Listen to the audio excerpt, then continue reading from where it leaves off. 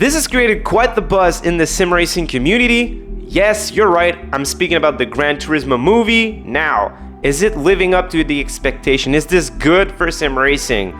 I'm a little bit biased.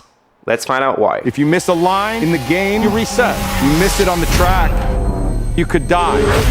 Now, some people might say, like, who am I to give my opinion on that? 4 years ago, I was a complete newbie. I knew nothing about racing, nothing about cars. I decided to buy a steering wheel. I decided to play Gran Turismo, iRacing, Assetto Corsa, all the simulators available. Fast forward in 2022, I am the winner of the Porsche Sports Sprint Challenge Canada. I had the opportunity to drive a real Porsche on a real track. Shout out Porsche Canada for this amazing experience. And from that moment, sim racing has become my life. I'm coaching people on the sim in real life. I'm traveling to plenty of tracks in the US and Canada.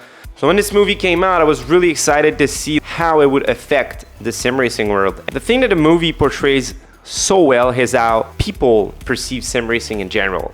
I'm pretty sure you've heard these terms. You miss a line in the game, you reset. You can't feel the G-force, it's just a game. You know, all these things, I hear them every day of my life. Every single day, someone tells me that. Jan's trying to prove everybody wrong, which I believe every sim racer is trying to do. His parents are not super supportive, that he's just spending most of his time in his bedroom playing video games. The nice thing about sim racing is it's probably the only or one of the only video game where the skill set is transferable to something in real life. Of course, there's a huge learning curve in going to in real life. Take a kid who plays video games in their bedroom, you're gonna strap them to a 200-mile-an-hour rocket. There's a few hiccups.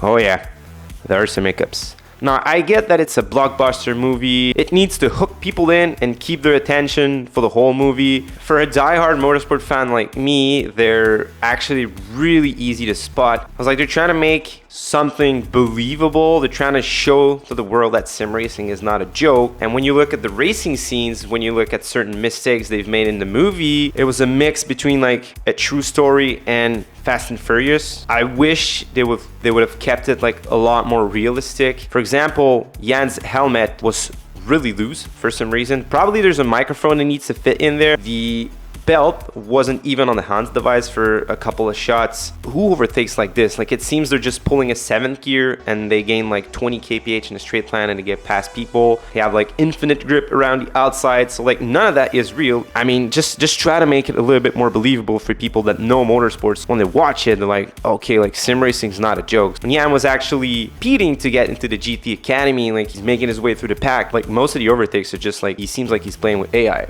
These guys are really quick. They will be all within the same 10th, within the same 100th. Now let's dive into physical and mental preparation. Obviously, like gamers, sim racers are not really training that much. So if you have to jump in the real car, there's a huge step up and a huge learning curve to sustain the G-force. Just being able to drive 2 hours demands a lot of physical fitness. The way they showed it is actually spot on. You know, first few times you get in the car, you're like, oh my god, this is way harder than I anticipated. Now mental prep, a lot of sim racing drivers and real life drivers have their routine, and you know, they prep in a certain way to make sure they're mentally there. So you need to take split-second decisions, can end up crashing the cars. How they showed Jan's preparation is really lots of realism in there. I personally did that when I won the championship. I had a routine. I did some specific things every time I was heading on track to make sure I was fully there and fully prepared. Another aspect I found really interesting was how Jan was able to feel certain problems with the real car, even though he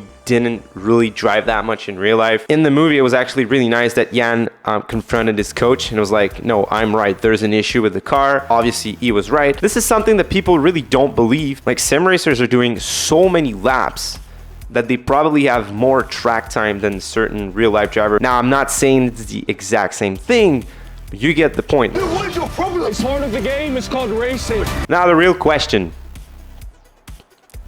is it good for sim racing? I really do believe this is groundbreaking. Just the fact that people are talking about it and they're sharing things about it is great for the sport, is great for sim racing. Companies are going to be able to provide better product for a lower price. We're going to see more competition in the future because there's just more good players. The best real life drivers are going to have to use the sim, aka Verstappen. He's already doing it. And if people really combine sim racing and real life racing, they're going to be so quick. By the way, if you're a sim racer, listen to this, okay? We have a free ebook on 6 6 drills on how to get faster in the sim can also be applied in real life. You can click the link in the description below to get your free copy right now. Hopefully you enjoyed the video, and I'll see you on track.